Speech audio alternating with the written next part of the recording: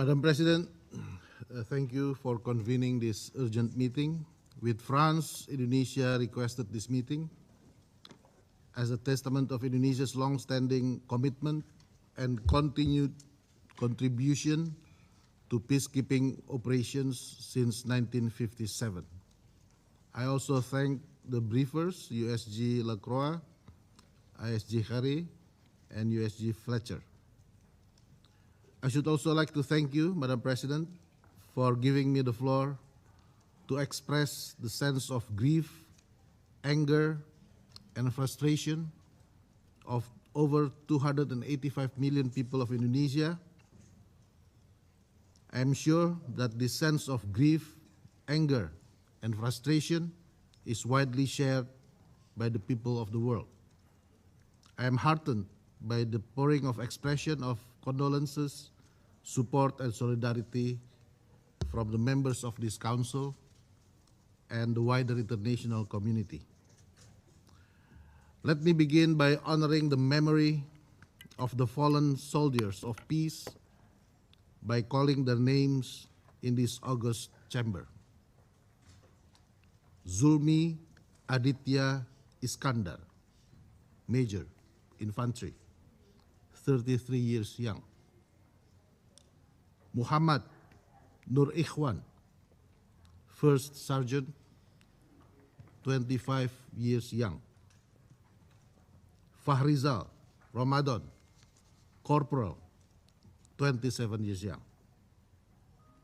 Corporal Fahrizal lost his life serving his duty in our post in Ashid Al-Quzair.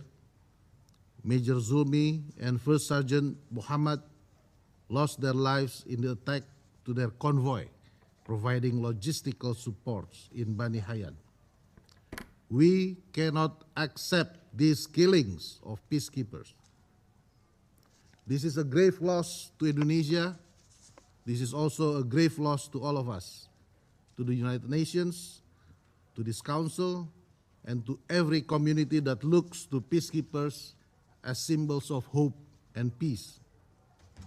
Further, the attacks injured 5 other peacekeepers: Captain Sultan Wiryan Maulana, Corporal Riko Pramudia, Corporal Arif Kurniawan, Corporal Bayu Prakoso, Cadet Private Denny Rianto.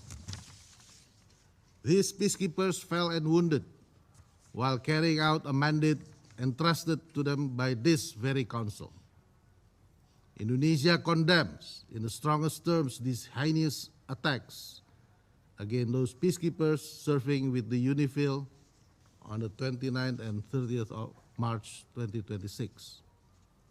Indonesia urges all relevant actors to ensure the prompt, safe, and dignified repatriation of the remains of the 3 deceased personnel and request the best possible medical treatment and comprehensive care for the 5 injured peacekeepers to ensure their full and swift recovery.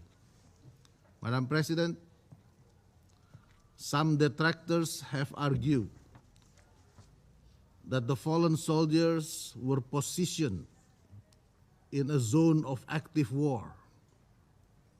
But this framing overlooks a fundamental question: who is responsible for creating and sustaining that zone of active hostilities? The current escalation did not arise in vacuum.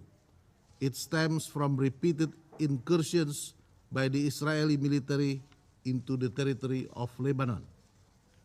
Indonesia strongly condemns Israeli attacks in southern Lebanon, which constitute a serious violation against the sovereignty and territorial integrity of Lebanon. Indonesia continues to stand in solidarity with the government and the people of Lebanon. As hostilities in southern Lebanon escalates, attacks against UNIFIL peacekeepers have also increased in recent weeks.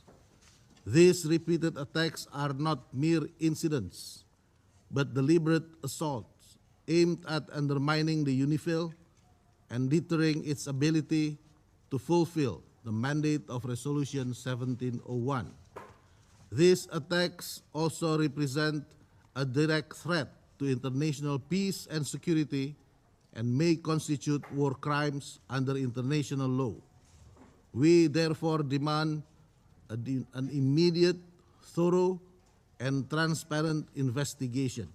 Let me be clear. We demand investigation by the United Nations, not excuses from Israel. We demand the Security Council to keep abreast of the investigation and to immediately follow up the results. We demand that the perpetrators must be held legally accountable. Immunity must not become the standard, and attacks against peacekeepers must not be repeated nor tolerated. We also demand a firm guarantee from all parties involved, including Israel, to uphold their obligations under international law, to immediately cease attacks and aggressive behavior that endanger UN personnel and property, and to refrain from any action that further escalates the hostilities.